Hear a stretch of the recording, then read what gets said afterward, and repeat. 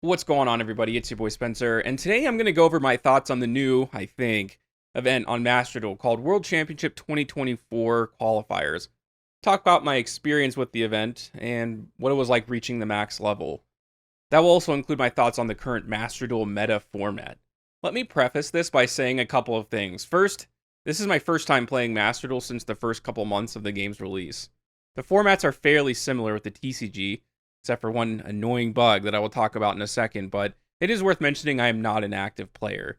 The second thing is that I played with absolute jank, so I probably have some sort of skewed opinion on the things I'm going to talk about in this video. With that out of the way, let's talk about this event that got me interested in playing Master Duel again. From what I've seen in the past on this game, most events are some sort of gimmick, like both players start with skill drain. There was one where both players were essentially playing burn cards, and there was one about using particular attributes. Stuff like that. This event is not like that at all. In the lower levels, you'll play against all kinds of wacky decks, but once you reach level 17, it's basically some form of Snake Eye, whether that be Pure, Rescue Ace, Fire King, so on and so forth.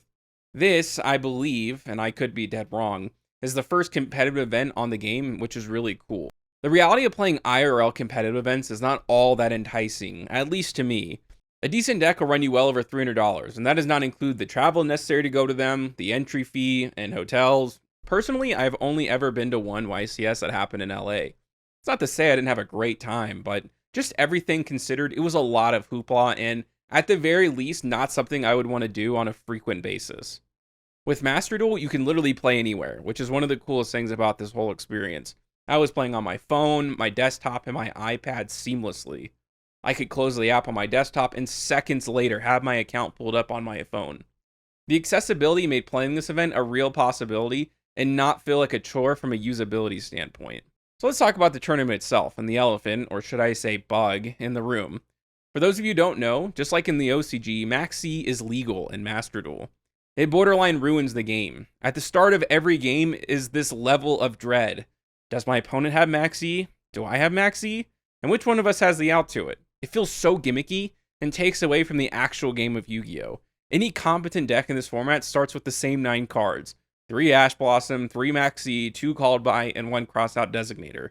With a quarter of almost every player's deck being the same, I feel as though it takes away from the deck building process.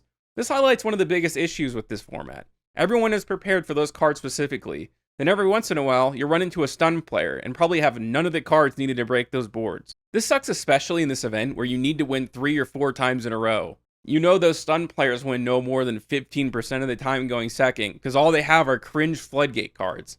The fact that skill drain and there can be only one exist in this format is so frustrating.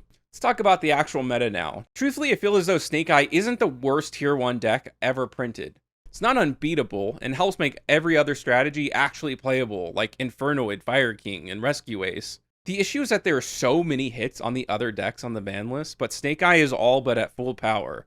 They limited Wanted and Snake Eye Ash. I mean, that's okay, that's all fine and dandy, but Bonfire's at 3, Diabell Star's at 3, and Poplar is also unlimited. So in reality, has the deck really been hit at all? Having played a big chunk of games against these decks, I feel there are 2 very important hits that it needs to suffer. The first is that Poplar needs to be limited to 1. You should not be able to normal summon and later in the combo search another copy to special summon it. I know that seems like a minimal difference, but I saw so many people normal summon it and then go full combo. At least with it at 1, you obviously can't search another copy if you open it, making your Bonfire potentially way worse. You depend way more on your Snake Eye Ash normal summon effect to go through. The next change is the other insane card in that deck, which is Promethean Princess. This card desperately needs multiple erratas. You should not be able to make this with generic materials. You should be locked into fire monsters that try and use the Monster Reborn effect. It should target the monster in the graveyard it's summoning. One time I responded to the activation with Called by the Grave, only to realize they could bring back anything. If Konami really wants to keep this card around, they have to ban Amblo Whale so that you essentially really do get locked into summoning fire monsters. Then the card would actually be used more in actual fire strategies versus being super generic. So, my overall thoughts on the event. It was cool. Master Duel is objectively the best way to play a computer-simulated version of Yu-Gi-Oh! The formats are definitely different. Some parts of the ban list are light, while others are super heavy. Truthfully, it just feels like chaos, but there is something cool about it, I guess.